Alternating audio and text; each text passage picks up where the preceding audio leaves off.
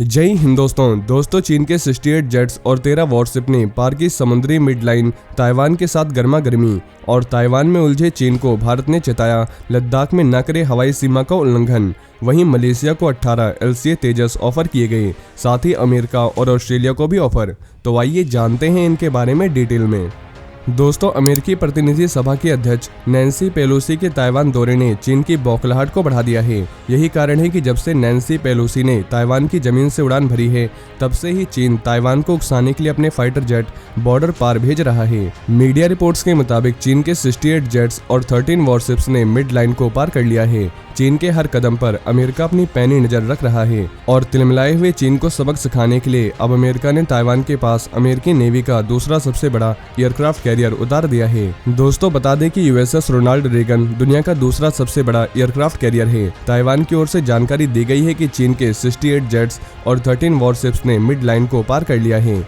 चीन जिस तरह से अपनी सेना को ताइवान की ओर भेज रहा है, उससे जंग की आहट साफ सुनाई देने लगी है। चीन को सबक सिखाने के लिए अमेरिका ने भी ताइवान के नजदीक अपना USS रोनाल्ड रेगन उतार दिया है। अमेरिका के इस एयरक्राफ्ट कैरियर में जंग लड़ने की हर तरह की खासियत मौजूद है। पिछले 2 दिनों में ताइवान के आसपास 100 से ज्यादा फाइटर जेट्स और 10 वॉरशिप्स ने बड़े पैमाने पर हुए मिलिट्री एक्सरसाइज में हिस्सा लिया है। चीन की ऑफिशियल न्यूज एजेंसी सिन्हुआ के मुताबिक ताइवान के तट के पास 6 क्षेत्रों में चलाए जा रहे ज्वाइंट ब्लॉकिंग कैंपेन में फाइटर जेट से लेकर बॉम्बर प्लेन्स, डिस्ट्रॉयर्स, शिप्स और वॉरशिप्स तक का इस्तेमाल किया गया है। वहीं भारत और चीन के बीच मंगलवार को पूर्वी लद्दाख स्थित चुशल मोल्डो में मिलिट्री लेवल की स्पेशल बातचीत हुई है। इसमें भारत ने बीते 45 दिनों में चीन की एयरफोर्स द्वारा किए गए हवाई सीमा के उल्लंघन का सख्त एतराज जताया है। इंडियन एयरफोर्स ने चीन के फाइटर जेट्स को इलाके से खदेड़ दिया था। भारत और चीन के बीच विश्वास कायम रखने के उपायों के तौर पर LAC के 10 किलोमीटर के अंदर ही फाइटर जेट्स उड़ाने पर सहमति है, लेकिन चीनी जेट्स ने बीते 1.5 महीनों में इसका उल्लंघन किया है। भारत ने इसे भड़काने वाली हरकत बताते हुए चीनी मिलिट्री ऑफिसर्स के समक्ष सख्त आपत्ति जताई है। गवर्नमेंट सोर्सेस के मुताबिक मिलिट्री बातचीत के बारे में शुक्रवार को मीडिया को जानकारी दी गई। सोर्सेस ने बताया कि भारतीय पक्ष ने चीन से कहा कि वह एयर स्पेस के उल्लंघन जैसे उकसावे वाली एक्टिविटीज से बचे। वहीं भारत के स्वदेशी light combat aircraft fleet LCA ने कई देशों का ध्यान अपनी ओर खींचा है और मलेशिया के जारी टेंडर के लिए जारी किए गए प्रस्ताव के लिए RFP भी मिला है। हिंदुस्तान एरोनॉटिक्स लिमिटेड HAL ने अक्टूबर 2021 में मलेशिया की रॉयल मलेशियन एयरफोर्स द्वारा जारी टेंडर के लिए जारी किए गए प्रस्ताव के लिए RFP का जवाब भी दिया है।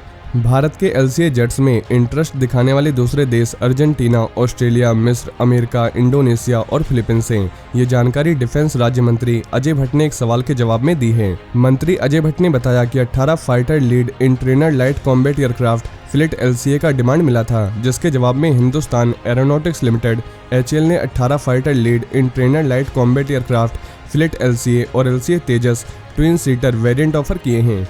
वहीं भारत ने थर्सडे को स्वदेश विकसित anti tank guided missile ATGM का महाराष्ट्र के अहमदनगर में एक मिलिट्री एस्टेब्लिशमेंट से सफल टेस्ट किया है। डिफेंस मंत्रालय ने बताया कि मिसाइलों ने 2 अलग-अलग रेंज में सटीक निशाना साधते हुए टारगेट्स को हिट किया। डिफेंस मिनिस्टर राजनाथ सिंह ने ATGM के manufacturer defence research and development organisation DRDO और भारतीय सेना को मिसाइल के सफल टेस्ट पर बधाई दी है। मंत्रालय ने बताया, DRDO और भारतीय सेना ने बैटल टैंक अर्जुन के जरिए स्वदेशी रूप से विकसित laser guided anti tank guided missile का सफलतापूर्वक टेस्ट किया है। वहीं वॉर के हालात में जब बमबारी से कम्युनिकेशन के ट्रेडिशनल सिस्टम फेल हो जाएं, तो इंडियन आर्मी देश भर में हर कोने तक कैसे कम्युनिकेशन करेगी, कैसे सर्विलांस के सारे सिस्टम काम कर रहे होंगे और कैसे कमांडर अपने सैनिकों तक कमांड पहुंचाएंगे। इसलिए इंडियन आर्मी ने एक्सरसाइज स्काईलाइट के जरिए इन सबको परखा है। सोर्सेस के मुताबिक आर्मी ने 25 से 29 जुलाई तक स्काईलाइट के जरिए आर्मी के सभी सैटेलाइट कम्युनिकेशन असिस्ट को टेस्ट किया। वॉर के हर सिनेरियो को ध्यान में रखा गया और उस हिसाब से आर्मी की तैयारी देखी गई। रिपोर्ट्स के मुताबिक आर्मी ने अंडमान निकोबार से लेकर जम्मू कश्मीर तक और तमिलनाडु से लेकर अरुणाचल प्रदेश तक देश के हर कोने में सैटेलाइट बेस्ड कनेक्टिविटी को चेक किया।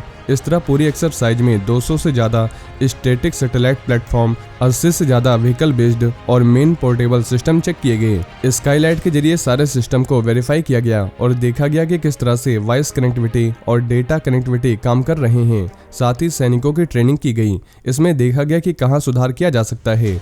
सोर्सेस के मुताबिक इस तरह की एक्सरसाइज अब लगातार किए जाने का प्लान है। स्पेस बेस्ड कम्युनिकेशन सिस्टम यानी सैटेलाइट सिस्टम इसलिए इम्पोर्टेंट है क्योंकि वॉर के हालात में यही कम्युनिकेशन का एकमात्र जरिया बचता है। युद्ध में सबसे पहले टेरिस्ट्रियल यानी इसमें सेंडर और रिसीवर दोनों के एंटीना जमीन पर होते हैं। कम्युनिकेशन टूटता है इसलिए बैकअप जरूरी है। देश की उत्तरी सीमा यानी चीन बॉर्डर पर जिस तरह की जियोग्राफिकल स्थितियां हैं, ऐसे में टेरिस्ट्रियल कम्युनिकेशन फेल होने के चांस ज़्यादा रहते हैं और यहां सैटेलाइट कम्युनिकेशन की अहमियत बहुत ज़्यादा है। आर्मी ने रूस और यूक्रेन वॉर के बारे में मिलिट्री कम्युनिकेशन और इलेक्ट्रॉनिक वॉर पर एक डिटेल स्टडी की है। इसमें भी साफ सामने आया है कि दुश्मन के इलाके में टैक्टिकल कम्युनिकेशन सिस्टम और उसका बैकअप कितना जरूरी है और सैटेलाइट कम्युनिकेशन की क्षमता बढ़ाने का भी इसमें जिक्र किया गया है।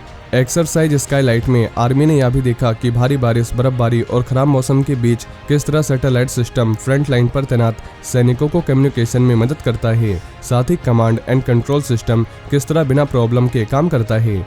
अभी सैटेलाइट कम्युनिकेशन के जरिए आर्मी के सभी इंपॉर्टेंट एरिया कवर हो जाते हैं, लेकिन कुछ रिमोट पोस्ट में यह पूरा काम नहीं करता। आर्मी इसमें सुधार के लिए काम कर रही है। साथ ही आर्मी क्वांटम कंप्यूटिंग और कम्युनिकेशन की दिशा में काम कर रही है। क्वांटम कम्युनिकेशन सिक्योर कम्युनिकेशन देता है, साथ ही इसके जरिए दुश्मन के कम्युनिकेशन को ब्रेक किया जा सकता है। तो दोस्तों, ये थे आज के कुछ बड़े डिफेंस अपडेट। वहीं अगर आप भारतीय सेना से जुड़ी ऐसी और भी जानकारी जानना चाहते हैं तो आपको हमारे दूसरे चैनल डिफेंस एनालिसिस पे मिल जाएगी, जिसके लिंक आपको नीचे डिस्क्रिप्शन में मिल जाएगी। और ये इन्फॉर्मेशन अगर आपके लिए यूजफुल रही हो तो वीडियो को ज़्यादा से ज़्यादा शेयर करें और चैनल को सब्सक्राइब करना न भूलें। जय हिंद, जय भारत।